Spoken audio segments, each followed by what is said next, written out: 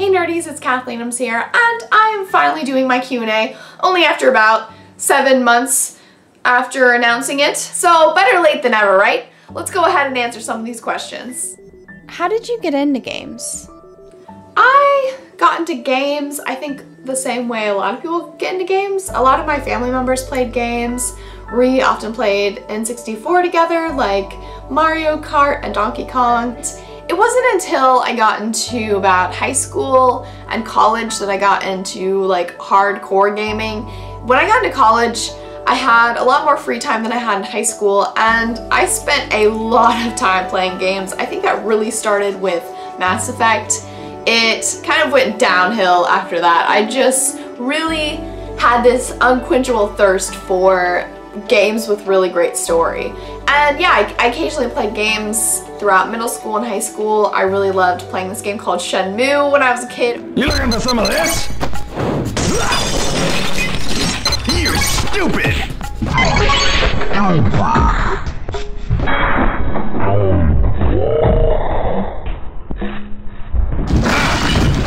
Oh my god, I played that so many times. I loved it. It was also pretty story-based, and it was a lot like Heavy Rain and some of the really great story-based games that we have today. I also really liked Final Fantasy X. I know different people have different Final Fantasies. A lot of people really like Final Fantasy VII, but I really liked Final Fantasy X because of the story and because of the romance. You know, go figure, it's coming from me. And I really just fell in love with story-based games from a young age, but really hardcore got into it in college and became a huge nerd, and you know, here we go. Here I am making videos and spending a good portion of my free time playing video games. So that's how we got into games. What is your favorite game soundtrack? My favorite video game soundtrack, without a doubt, is The Last of Us. I use that soundtrack so much for my videos. I have to restrain myself from using it in every video I make. I love that soundtrack so much. My favorite song from the soundtrack is definitely Vanishing Grace. Oh my god, I could listen to that song for hours. I love it so much. Have any of your close friends or family commented on your sudden boost in popularity and being talked about by the actress who was in the Avengers? And bonus, have you put a PS4 #1 on your Xmas list? I want to see your reaction to Arkham Knight. Oh my god, you're so sweet. I wouldn't say I had a sudden boost in popularity. You know, I think it's really awesome whenever a game developer or a voice actor notices my work, because I'm just a huge fan. That's all I am. I don't really want people to see me as anything else. I'm a huge fan first, and a game reviewer and Let's Player second. I really appreciate the comments that I get that compliment me on my new boost in views and say that they really enjoy my content, but I'm really no different than I was when I first started this. Yeah, I've gotten a little more confident. I think that's definitely changed, but the reason I make these videos has not changed. And for me, the whole situation with Ashley Johnson, like, noticing my content and mentioning it to others, it's always really cool when someone that you admire notices your work, and that's just what I see the situation as. It's just someone that I admire noticing my work, and I'm just really, really humbled by all of it. So yeah, thank you for that sweet, sweet comment, but I'm not like hugely popular or whatever. I'm still a huge dork, so yeah. And am I getting a PS4 soon? Of course, I really hope to, but I really want to focus on paying off my student debt first and being responsible with my money. Right now, I think that I can kind of slide by without having a PS4 just yet. You know, I am pretty stingy, I'm not gonna lie. I think that's something you'll just notice about me, is I really like saving my money, so. Where do you see gaming as a whole within the next decade? So I think that current gen gaming is a little bit slow right now. We just saw the close of a really powerful last gen set of games. A lot of really amazing games came out for last gen consoles, and I don't believe I've seen many games for next gen consoles that have truly blown people away and really set the standard for next gen. I'm really hoping that more games will come out that will set the standard for next gen, but it's usually typically pretty slow in the first couple months or even the first year when a next-gen console comes out. You know, there's still people that are making games that you can play on old-gen consoles, so I think maybe a year or two from now we'll get to see some really awesome games, and I think hopefully Batman will be one of those new games that just blow us away, and Uncharted 4 without a doubt will blow us all away. I know that it's going to be amazing because I loved the first 3 games and I'm going to love the 4th game. Well, actually I haven't played the first game. I need to play the first game. I haven't played that yet. Oh my god. I think once a few more games come out, we'll get to see some really awesome content. I'm hoping that we'll get to see some original games from hopefully original companies. I think that indie gaming will become a huge thing. It's already really on the rise, and I think that indie gaming and episodic gaming will become a huge thing in the future. With Ken Levine leaving Irrational Games and deciding to do episodic games on his own, I think that's a huge indicator that even big developers are starting to realize that there's a lot of promise in this, especially for developers and directors that have a lot to say in the creative part of their directing. That is something I hope to see as well, is more freedom for developers and less restrictions put on developers from big corporations. Now that our world has become largely communication based, now that we can just tweet our favorite voice actors or game directors, this is really affecting the content that comes out. Game developers know our opinions because we say them directly to them, and I think our say will mean more and more to the game industry. I think what happened with Mass Effect 3 especially, and what happened with the Xbox One controversy from E3 last year, I think a lot of game development companies are starting to realize that our opinion really matters and they need to pay attention to our opinion, because if you anger the people that are buying your product, that is really bad for business. And you look at companies like CD Projekt Red, and one of the reasons I really enjoy supporting their games, and I pay full price for their games, I love that they let us know that their customers are very important to them, and I think more companies will hopefully have this mentality that they need to care about the people that are buying their products. What is the biggest change you think needs to happen to games now that next-gen consoles are out? Not everyone wants to buy a next-gen console right when it comes out, especially because the PlayStation was really hard to get in so many stores. I mean, when it first came out during the holidays, everyone was rushing to get one, and the people that weren't willing to beat people up in line to get one didn't end up getting one. So I think when there's more supply of the PlayStation and when hopefully prices drop, there'll be more people buying next-gen consoles and more awesome games coming out for next-gen consoles. But maybe that's just from my stingy perspective because I hate spending money. What are some of your favorite graphic novels and comic books that you like to read? Okay, prepare yourselves for serious fangirling. I'm really more into graphic novels, but when it comes to superhero stuff, I am really into Batman. I freaking love anything Batman. I'm just a little bit obsessed with Batman, just a little bit. Yes! Yes! Well, what really makes Batman great is the villains. The villains really make Batman interesting. And of course, my favorite villain of all time is definitely the Joker. I did a character analysis on the Joker, I think like a year ago. Man, it's been a really long time, so if you want to check that out, I would definitely recommend that you check that out.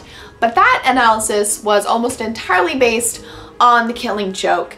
This is an amazing comic. It's very dark though, just to warn you, very morbid, and you might want to do something happy after reading this. But it talks about that whole yin and yang relationship that the Batman and the Joker have with each other. And it talks about the Joker's origins and his insanity, and it's just so well written, and the art is fantastic, and you just really need to check it out. Another one of my favorite comics is The Walking Dead. Now, I haven't fully caught up with this yet because I wanted to buy every single issue of this, and that has taken a lot of money and a lot of time to do. So I'm still, I believe, like 2 volumes behind.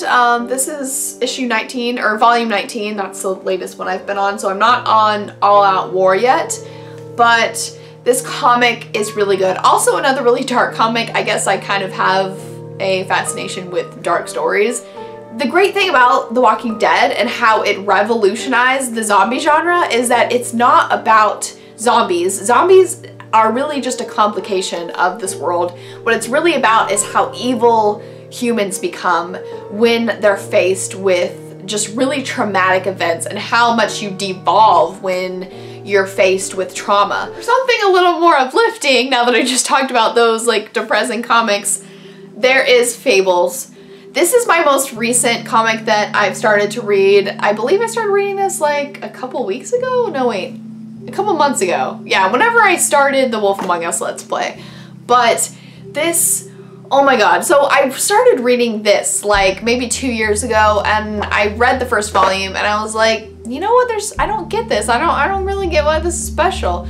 And my friend was like, stick with it, stick with it. My friend Devin gave me volume 1 through 8, so thank you for that. And let me keep those.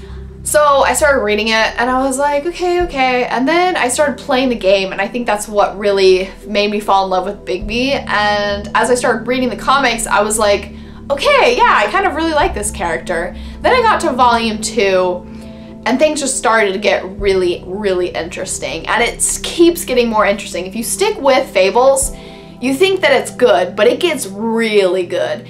Because the characters that you think are not important actually play a really big role in future volumes and future issues. God, just please start reading this, please. You will have your mind blown and you will just want to do nothing else. I just read Cubs in Toyland and I still have maybe a volume or 2 to go. And I want to go to the comic book shop right now and buy the next volume because that volume was so good. I cried. It was so good. I have 2 more, and both of these comics are written by Brian K. Vaughan. I started reading graphic novels because of this graphic novel. This was the one that really started me off, it's like the gateway drug of graphic novels. If you've never picked up a graphic novel or a comic book, start reading this. If you like great story, start reading Y the Last Man. It is so freaking good. So let me just kind of explain the plot. I haven't really done that with the others, but I feel like those ones are pretty self-explanatory. In Y the Last Man, Yorick, the main character, wakes up one day and all of the men on the planet are dead except for him. And despite that, despite the fact that you think that, oh wow, that's awesome, every man would love to be the last man on Earth, he doesn't want that responsibility. First of all, he's grieving every man that was in his life dying, and then there's this huge crazy cult of women who want to kill him because they think that anything with a penis is evil. Oh my god, it's so good. It's so good. This comic will change your life. It'll change your ideas about gender norms and just the roles that you have to play. And it will just open up new ideas about the opposite sex. Now is my favorite comic of all time. This is also written by Brian K. Vaughan, and the art is by Fiona Staples. I feel like this is, I have to say, I didn't give a shout out to the artist in these comics, but like, I just have to show you just how incredible, and like the color and the uniqueness of the art and the story is just so bizarre. So in Saga, there is a couple and they come from 2 different worlds. One of them comes from the moon of the planet that the other one comes from, and their cultures hate each other. They couldn't fathom talking to someone of the other race, let alone having a child with someone of the other race. And yet this couple falls in love and they have a baby. And the whole story is about them trying to run away from both of their races and protecting their child. It's so vulnerable because there's this war going on. Literally, there are bombs going off while this woman is giving birth to their child, and it will really move you. What's very profound about this story is that it is told through multiple perspectives in the same way that Game of Thrones is, and you fall in love with even the villains of the story because you begin to understand their struggles and their conflicts. And there'll be times where there's different characters in the story fighting each other and you will be rooting for both of them, and you don't know what to do because you'll know that one of them is going to die and that you care about both people fighting each other. I love this comic so much. I want to absorb your essence. If you do not read Saga, I will find you and I will kill you. No, I won't, but go to a comic book store right now and buy that comic. What do you believe is the main reason that so many people don't think of video games as an art or as amazing accomplishments in media entertainment? Well, I think people are more afraid of video games being treated as this prestigious thing that you need a degree to analyze. I think that you look at other forms of art, like, you know, drawings, art, photography, and you see how people act like they own it. You know, you get these hipster type people who think that, you know, they own art and that other people can't appreciate it. And I think when that starts to happen in video games, people get a little bit pissed off, and I agree with that. I think you have every right to be pissed off. People treating video games as if they're like this prestigious art and it must be observed in a gallery and people have artistic license to write whatever you want, even if it pisses people off. Looking at you, Mass Effect 3. Artistic license does not give you the license to suck, okay? My opinion of art form may be a lot different than other people's opinions because I think that an art form is anything that involves creation of something for other people to enjoy. Look at music, look at art, look at photography, and look at movies. Many people think that film is an art form. Games share a lot of the same approach that film does to entertainment. It involves music, it involves writing, it involves directing, and it also involves graphics and people designing the game. And for me, that is an art form. That is, I'm enjoying someone else's creative expression. And video games are unique because they are created by many different people. Many people create games, and I'll often talk about the director as having a huge say, or the writer. But the actors also have a huge say, and the developers have a huge part in making this something that other people can enjoy. And that's just what I think art is. I think it's something that people create, and it's for pure, unadulterated pleasure. And, you know, that, I guess my interpretation of art is a little bit more liberal than other people's.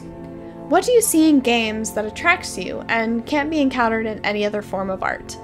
There's just a way that I emotionally relate to games that I just don't relate to other things. I don't know why it gets me, like other art forms don't, but for some reason I feel more connected to it, and I think it's because the controller is in my hands. It makes me feel like I'm actually connecting to the protagonist of the game, and it sometimes makes me project myself onto the protagonist of the game and make me feel as though I really am the you know, the hero of the story. So I think that's why I relate to games so much. Which video game world do you want to live in? Man, that's a really hard question to answer because most video game worlds are extremely violent and I'd be fearing my life like all of the time.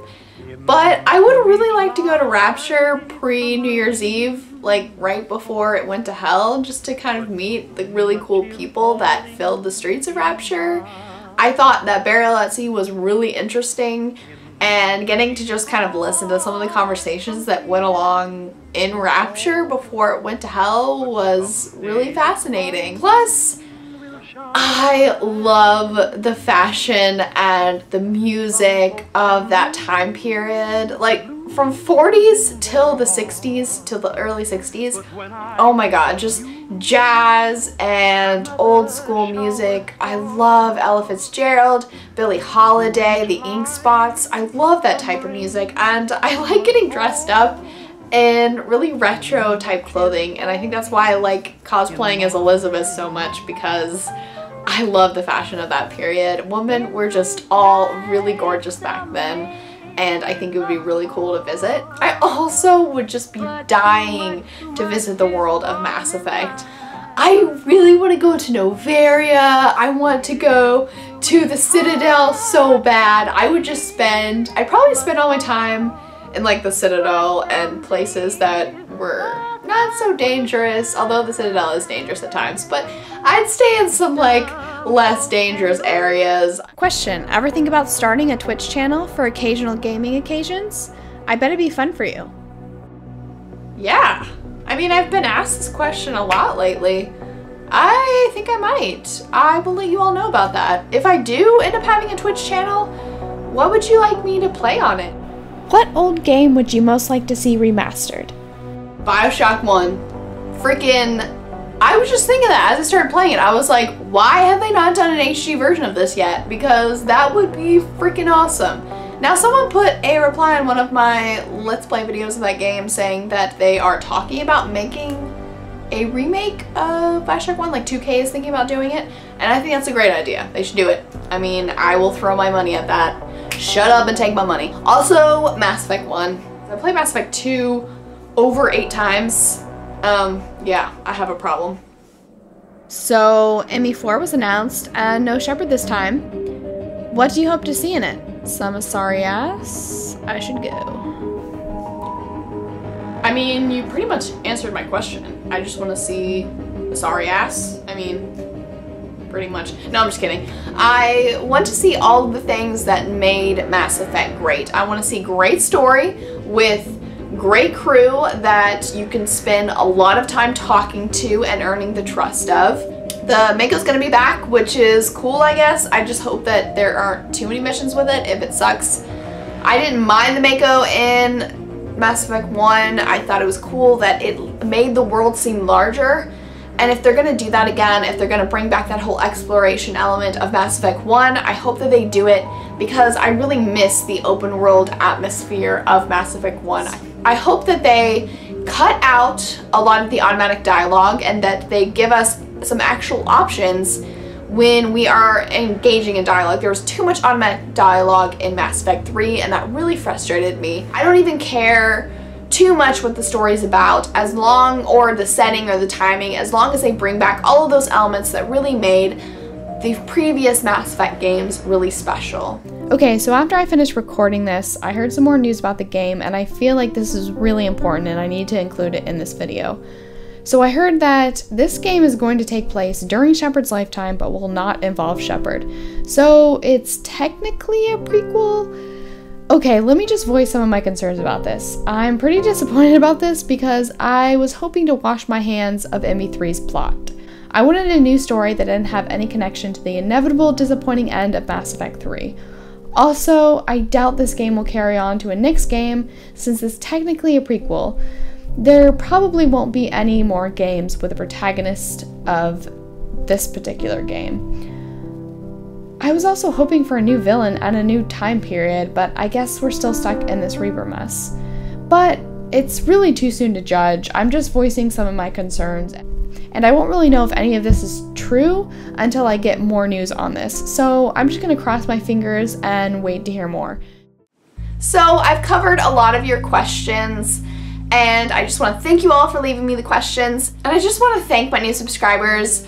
I mean, we are at over 6,000 now, and that's freaking amazing. I never thought that this channel would get to that point, and I'm really glad that there's more members of the nerdy community. I really appreciate when you guys send me comments and messages. You know, I read all my comments, and I don't always have time to reply to them, but I just want you to know that those comments really do encourage me and really make my day, and I can't wait to make all of the awesome content that I'm going to make for you all in the future. So with that, I should go. No, I have hiccups. Get rid of these hiccups. New fruit smoothie, or I don't know what it was. I'm like getting closer and closer. Oh my god. but I do not do drugs, but I sure act like I do.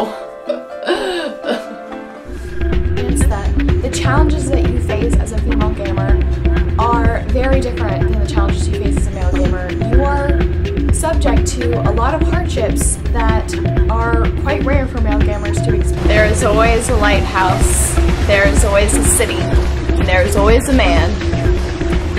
And so it begins.